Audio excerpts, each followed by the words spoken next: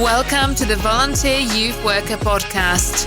Youth ministries rise and fall on the volunteers, so we are here to encourage and equip you.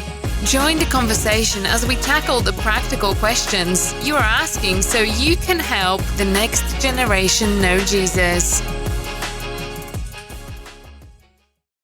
All right, youth workers, we've got Dayton Bracewell here. And Dayton, we just met legitimately 19 minutes ago. I don't think have we seen each other before? I'm not sure we have. I've definitely heard things, but not ever met virtually or in person. So I know, awesome. Yeah. And I've heard about you through Sid from our team. And you know Sid, you've known him for probably a few years now? Yeah, I think we're coming up on 5 or 6 years through Green Bay Bible Camp in Kelowna, and that's been the place we've gotten to work together and know each other pretty well. Yeah, and I think and we probably maybe have bumped into each other because of the Green Bay connection. Fill people in though a little bit of where you're coming from, what you're doing with Green Bay, and even just stage of life that you're in. Yeah, of course, I am currently finishing my degree at Trinity Western, so I'm studying there. And I am back at Green Bay for my 5th full summer as a full-time summer staff. And so my 4th summer in the Discipleship training program, which has been a really unique window to get perspective and the opportunity to lead grade 9 and 10 students in kind of 4 key things: discipleship, leadership, relationship / mentorship, and then just as well, service is like a huge part of our program. So I get to lead that. I've done that for the past 2 years, so this year and then last summer as well. And so that's kind of where I'm at. I'm involved pretty heavily in church and ministry outside as well. So I'm at a church called Christian Life Assembly in Langley, and part of a young adults leadership team there, part of youth and worship in a variety of capacities. So that's kind of where I'm at, and I'm excited to see what the Lord continues to do, especially the summer at camp. It's looking so beautiful, and I can't wait to see all the ways that he shows up and moves. So. Oh, I love that so much. And yeah, because we're recording this kind of at the end of May. So you guys have got lead team on site. Is that right? But of course, it's not summer staff even yet. Is that fair to say? Somewhat. We have most of our lead team has been here for about 3 weeks now. And then we call them the advanced crew. They kind of help host groups. They've been here for about 2 weeks. So they came in a week after us. Okay, yeah, cool. So yeah, but it's about to go. So when this episode drops, it'll be maybe midsummer, and so it'll be in the height of all of the wildness of camp ministry. And for anybody listening, hey, when we think about youth workers, we do say youth workers are simply folks that care about the faith of the next generation, and so that includes Christian school teachers, that includes obviously small group leaders in churches, but it also a massive part and really a critical part of our youth worker community is camp. And all summer long across the country, hundreds, thousands of kids will come to Christ.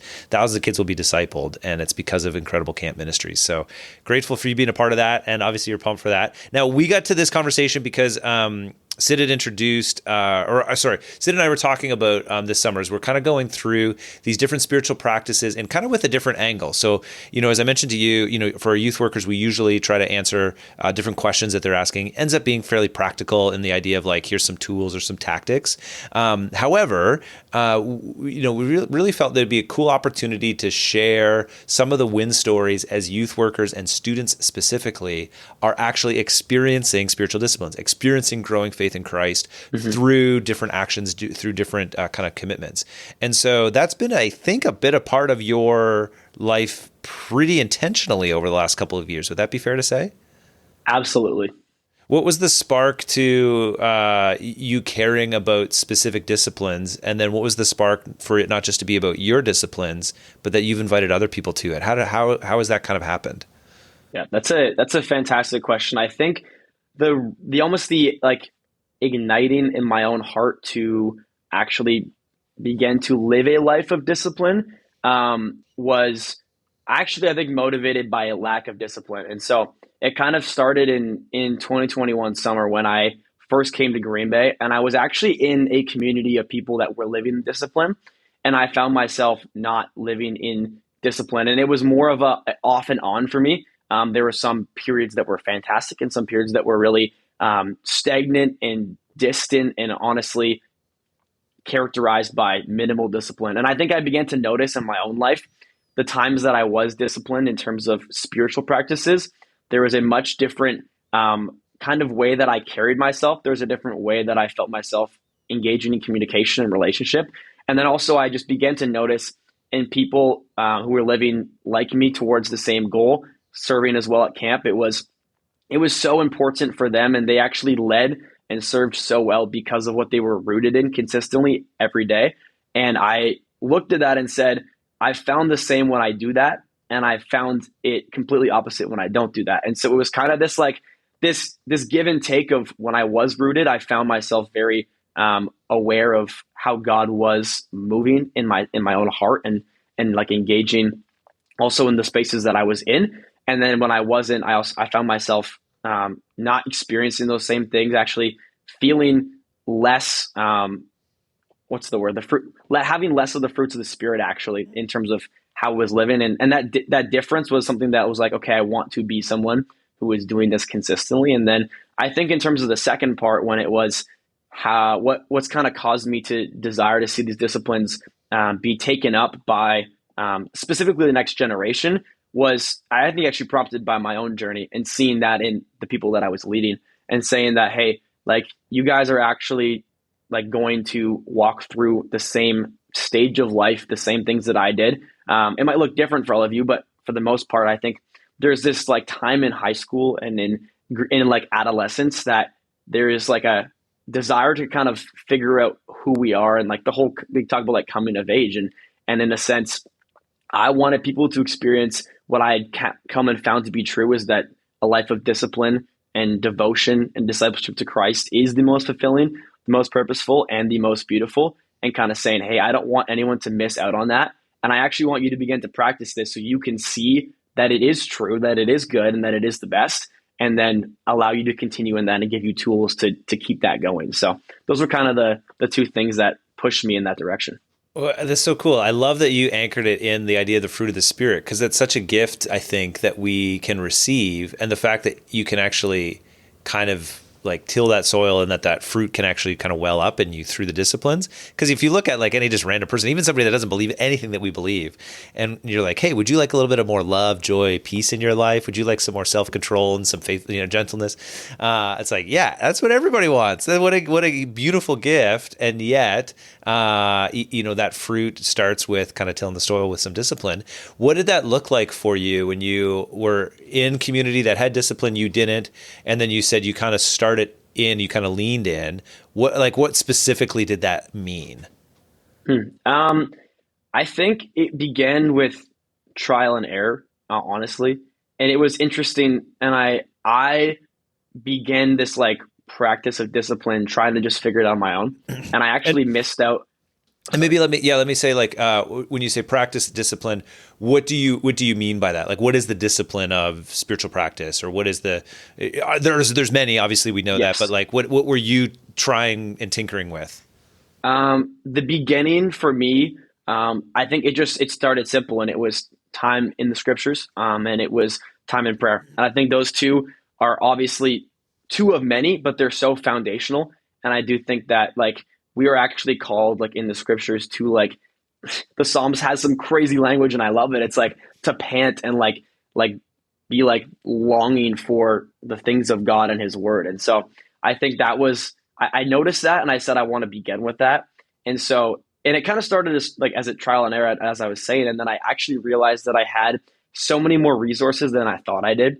I actually had the testimonies of other people and the things that worked for them that, yes, may or may not work for me, but they gave me the opportunity to try and see if those were rhythms within a discipline that actually would provide me with the structure to do something. I also had people to hold me accountable. I had spaces that I was in that would encourage me in it and give me the opportunity. And like even things like so simple as a small group study like that I can weekly be coming to, knowing I have to, I get to like be, not sorry, not have to, it's actually a joy. I get to be in the word every single week. And it's like, I found myself trying to build a foundation and build upon it because I've had so much experience in my life of setting 10 goals at the exact same time that are massive. And then all of a sudden I don't get close on any of them.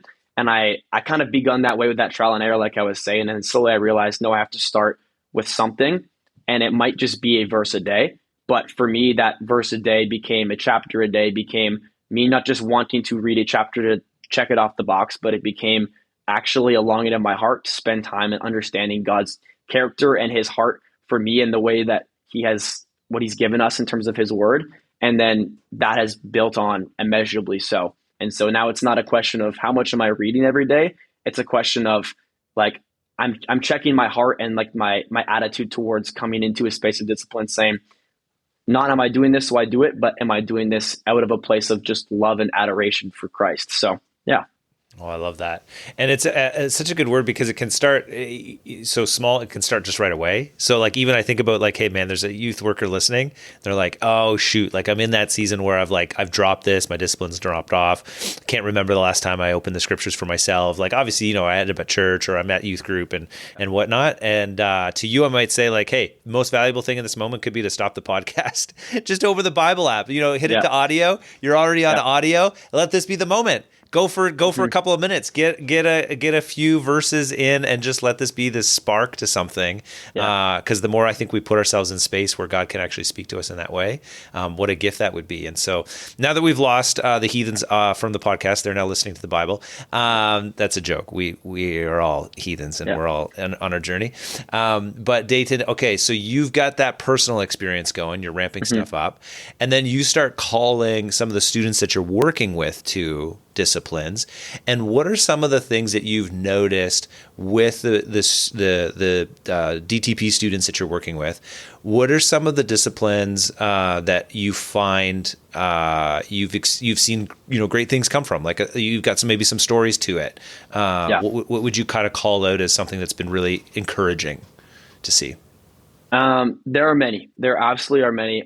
But I think there's a couple I want to hit on, but one specifically is the idea of community. And I actually have a personal story that relates to what we were just talking about of like that stagnant place. I actually hit that stagnant place in October this year.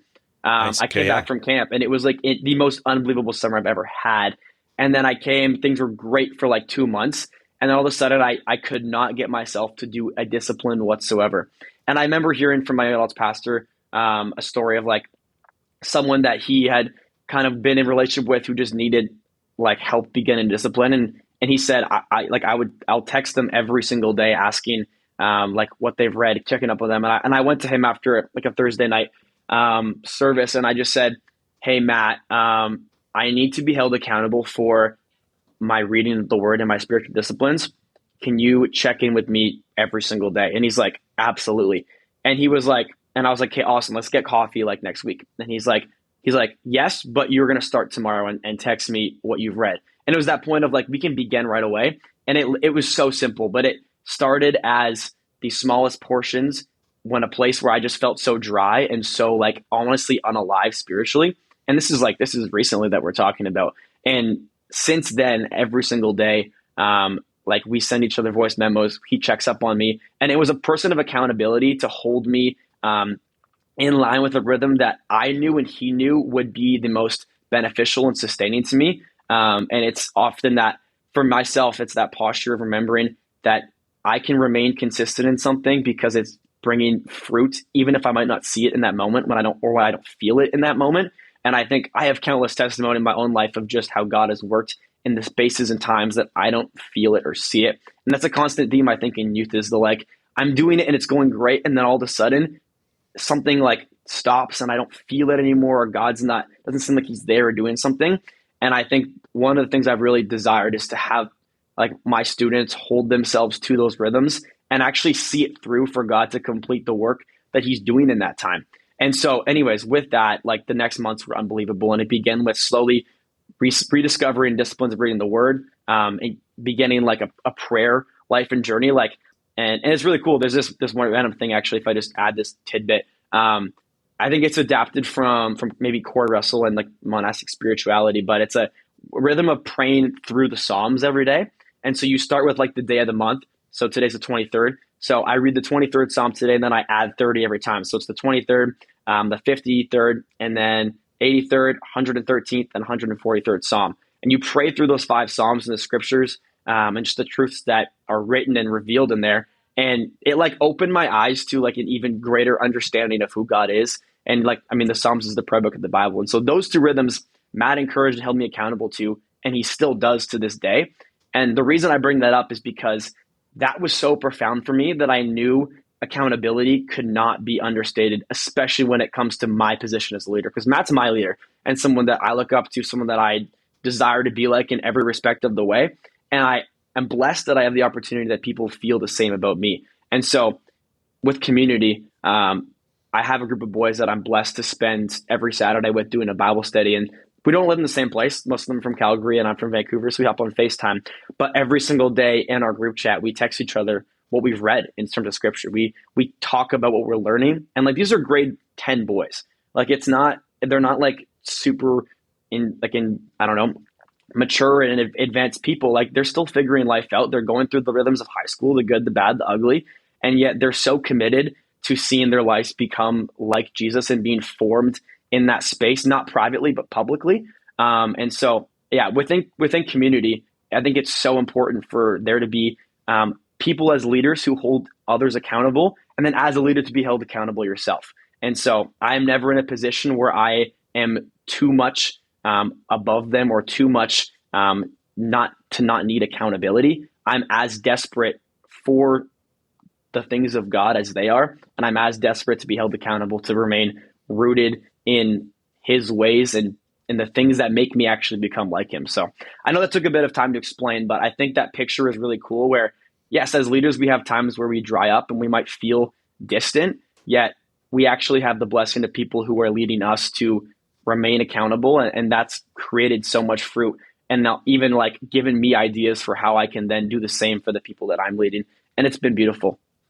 Yeah, I think the idea that community can offer that kind of connection point through the difficulty or through the dry spell, I think is absolutely brilliant and essential, because if we're just left on our own, obviously there's always going to be those kinds of patches. I was texting with one of our young adult guys at our church just last week, and this kind of question came up because and he was coming back from Bible college. And so, if you've ever done, Bible college, you can feel like, man, I've got all these rich, good things all around me. And then, you end up, if you come and you work a job, or if you're in the in-between season, and it's like, oh, shoot, this is a different experience. And now my faith is a little bit harder now that I'm outside of this. And so we're just riffing on the idea. I don't know if have you heard of Dark Night of the Soul, yes. the Mother Teresa stuff. Yeah. And so the idea of spiritual dryness being something that even the most, obviously Mother Teresa being this saint of the church, the idea that they could still experience this kind of dryness where they're looking to Christ,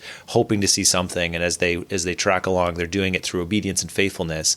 But I think a critical thing is this idea that the community is a part of helping move through that season, and even in the midst of it, maybe needing an extra bit of self-discipline to kind of get through. So when you think about community for these guys, and community even as a discipline, that's a prime example, is inviting accountability from the people around you. Are there other elements of spiritual community that you find important or valuable for both yourself or for those grade 10 guys that you're tracking with? Yeah, absolutely. I think one thing that I've noticed at camp that we have been blessed to do is we have a ton of connection with churches and with ministries that are another form of, yes, actually keeping people accountable, but also just giving them a space to engage with in terms of the things of God. And so at Green Bay, we have a number of people who come from solid Christian family and background. We also have people who come in with a much less developed Christian background, or even none at all. And so I think it's so important for us in the spaces that are so intense, especially within a camp context. In those spaces, when so much development happens, we actually have to set up our students to be able to continue that outside of it. And that's where the community in terms of this Bible study with the boys has been so incredible. But I think churches we often can forget how important it is, because it's just, for myself, it's such a rhythm. I'm so used to it that some people have never actually experienced such a rhythm within a church context. And so encouraging them and actually connecting them with someone in that space, a youth group in their home church area that they can go to every single Tuesday or Wednesday or whatever day of the week it is, and even a space they can go to on a Sunday. And then that begins a different community, but the same kind of idea where, yes, you're at camp for an intense 3 weeks in a space that is so transformative, But then you can leave and you still have a weekly space where you can actually be encountering this transformative community into Christ likeness. And then you get to find other friends and leaders and mentors who walk with you outside of just the camp space. And then actually, it's a blessing for the student because you have more than just a leader. You have leaders at your camp, you have leaders at your church, and then you even can find leaders in different spaces in Bible school, university, or wherever you may end up in those coming years. There's a multitude of kind of people aiding and guiding someone, a student, in their faith. And I think that's such a beautiful picture of, honestly, like the kingdom of God, where it's not just like, I don't know, I'm not sure if you're familiar with Dallas Willard and Renovation of the Heart, but I've been reading through it, and he talks about like doing like our spiritual transformation, not in private, but in public, because it's a whole life transformation. Like we actually are required to be doing this in the presence of other people who have walked the realities of this transformation. And so when it comes to disciplines, doing that alongside a collective group of peers engaged in the same, but also leaders who know what it's like and can lead you in that, is so key. So I'd say in addition to accountability, church and just being in spaces with other people is important. So. Yeah, I love that. So the idea of deep, rich community being an important discipline, it involves the idea of accountability. So we can model that. What I like about your tracking with your guys is that you've got the personal story of like, it also happens for me with my person that's tracking with me. This idea of adding these other places and through local church, we love that. So let's say that there's some youth workers listening and they've got some students that they've got in mind. Maybe they're kind of loosely connected through the summer, but they're anticipating, this fall getting reconnected. How would you suggest they take the idea of spiritual community amongst their group and just help take it to the next level for the sake of everybody's faith? What would be like a nice early step for them to think about?